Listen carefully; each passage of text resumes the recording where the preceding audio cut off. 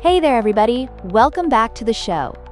I'm super excited today because we're diving deep into a tale that's been rocking hearts for generations, Jane Eyre. Oh, wow, that sounds really dramatic. Can you give us a little sneak peek? Like, what is this story about? Absolutely. So, Jane Eyre is about this incredible young girl who faces unimaginable odds. She's an orphan, right? Her aunt treats her terribly, which makes you think about how tough some family dynamics can be. Yeah, I can totally relate to that.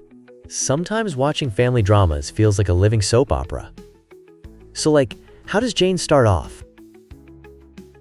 Great question. Jane lives with her aunt, Mrs. Reed, and her cousin John is a total bully. One day, he actually hits her, and instead of family support, she gets locked in a dark room. Whoa, that's intense.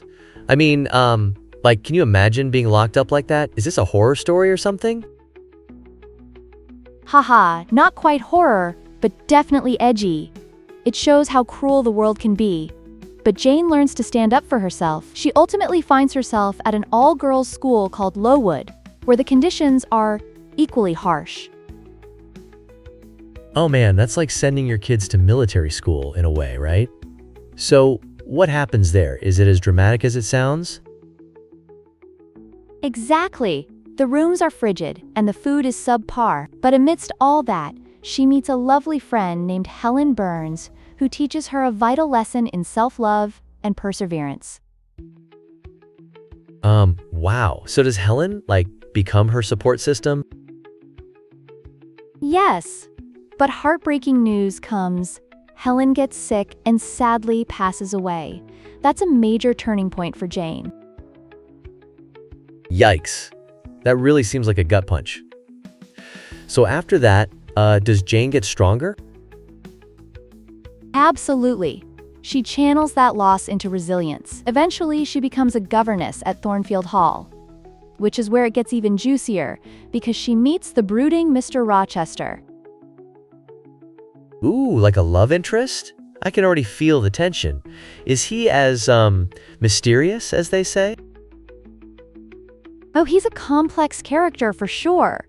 He's rich but serious, and Jane's quiet strength surprises him. They engage in a battle of wits, and as they converse, a connection blooms between them.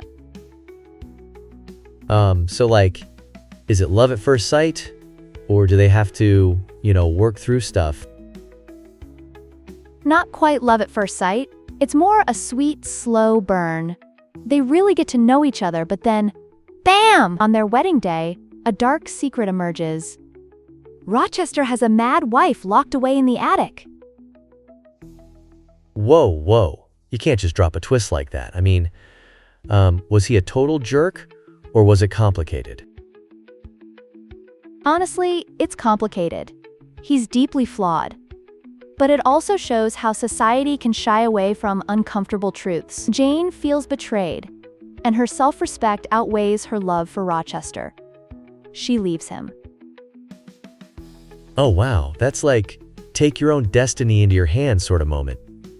But does she just wander off into the sunset?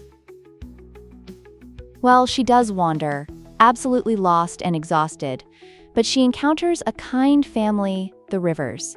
They help her rebuild her life. Oh, so it's like a redemption arc? I love those. But what about Rochester? Does she still think of him? You got it! Jane remembers him, and one night she hears his voice calling out for her. So she goes back, right? There's got to be a big reunion, or is that too predictable? When Jane returns to Thornfield, she finds the place has burned down. Rochester, in saving everyone, was left injured. He lost his sight and a hand. Oh no. That's so tragic. But does she, rescue him or something? In a way, yes. Jane returns not out of obligation, but from a place of love and respect. This time, she chooses him freely. That's so beautiful. I guess it reinforces that real love is about choice, not just circumstances. Exactly. Jane Eyre teaches us that loving ourselves is crucial before we can truly love someone else. It's all about mutual respect and truth. Wow, that is so inspirational. So, do you think everyone can find their own Jane Eyre journey? Absolutely. We all have resilience in us. Remember, walking away from something toxic can be the bravest choice we ever make. That's powerful stuff right there. Thank you so much for sharing this beautiful story. Thanks for listening, everyone. Don't forget, you don't need a crown to find your strength. Just be true to yourself like Jane. Everyone, remember to like and share. See you next time with more stories.